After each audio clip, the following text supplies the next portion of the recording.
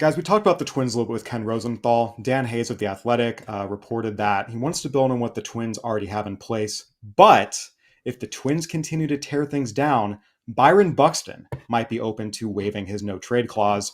And this comes after Buxton said from the All-Star game really through the end of the regular season, as the Twins were tearing it all down, he told anyone who would listen that he was a Twins player for life and would not be willing to waive his no trade clause. Now, might seem like things have changed. Erik, I'm going to start with you. Just what do you make of this and kind of the change in tone potentially? Obviously, we're the last to find out.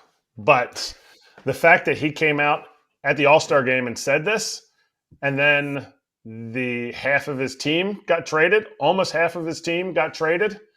Yeah. It's either one, they went to him before that, and so when the question was asked of him, he was like, yeah, I'm ready. I'm ready for this. Somebody asked me this, if I'm going to get traded. And he says no, because the team's already asked and I don't want to be traded. Or he had no idea that all these dudes were getting traded and that the team was hemorrhaging cash and they needed to trade all these dudes. And so maybe he's rethinking it.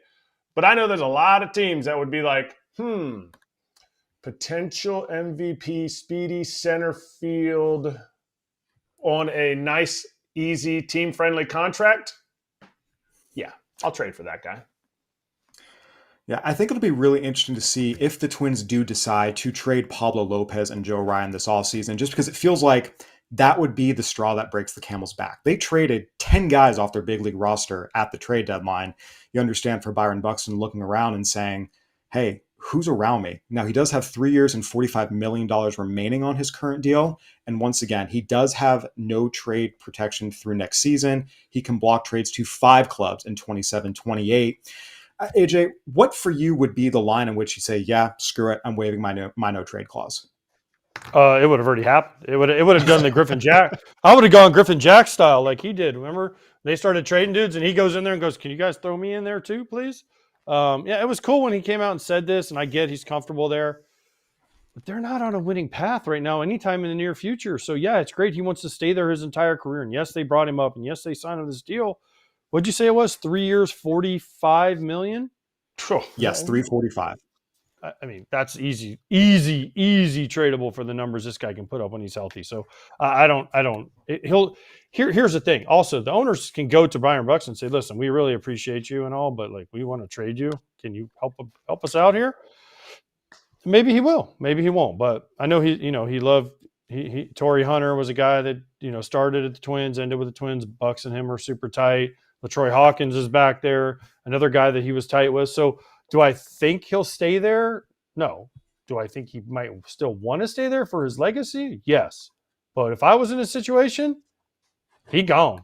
I'm sorry. I'm gone. I'm moving. I'm trying to find a place I can go win a ring. And Kyle, this is also somebody that's not just chasing rings. Like, AJ was loyal. AJ's come on here and said how different times he's signed back for less to stay in Chicago. So this is somebody who understands legacy with a team, understands success with a team, understands taking less. And it comes to a point, it comes to a head. At some point, Byron Buxton has constantly been told or heard in the media, oh, he can't stay healthy. Now he stays healthy for a couple seasons, and this team then kind of backpedals. They collapsed last year. This season, they just never got it going. Never really, they had a couple hot stretches, but they were just poor. And then ownership says, I'm out. You can change your tone. It's okay. You can change your mind. From the perspective of other teams and the appeal of acquiring a Byron Buxton, you guys mentioned health, and it's interesting, him staying healthy the last 2 years. It's all relative. So last season, Byron Buxton played 126 games. In 2024, he played 102. So he's missed 40 to 60 games each of the last 2 years. That's still the most games he had played since 2017. So we know that when you acquire Byron Buxton, you're looking at a tremendously talented player who can impact the game in all sorts of ways, at the plate, on the base pass, on defense. But you also know realistically, you're hoping for 100 to 120 games.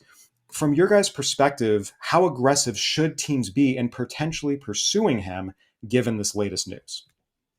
I think teams would go for it. I think teams would be all over it. I don't think that there's any doubt about it. I think if he can get 120 games out of him and he hits you 30 to 40 homers and plays good center field when he's out there and steals his bases for $15 million, teams would fall over themselves for this, right? I mean, I still go back to Mike Trout, and we all love Mike Trout, and we think Mike Trout is one of the best players of all time. But Mike Trout hasn't been to the playoffs in forever.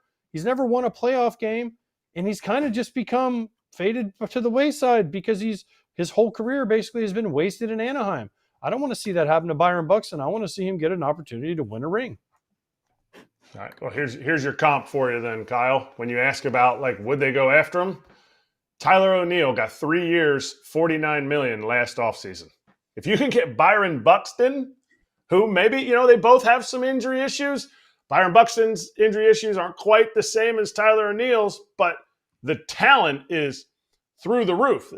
Tyler O'Neill's had some cool stretches in his career where he's hit some dingers and he's played some center field, but if you can get Byron Buxton for $5 million less, $4 million less than what the Orioles had to pay Tyler O'Neill in free agency, yes, would be a massive haul for whatever team is looking for a center fielder.